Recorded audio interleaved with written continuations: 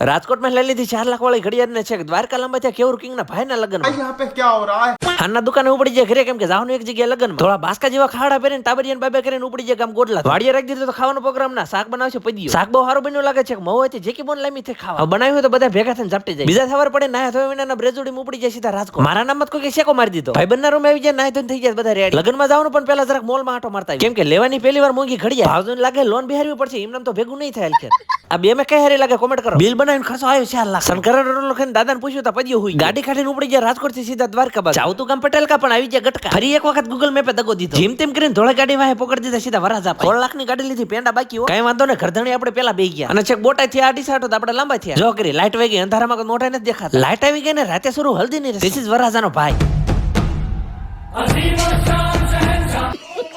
વ્યવહારમાં સાનલો કરાય કે નેક્સ્ટ ટાઈમ તો અહીંથી ખસકાવાનો હવે મેં ઉપડી જાય પાછા રાજકોટ ને તમે જરા ફોલો કરતા જાવ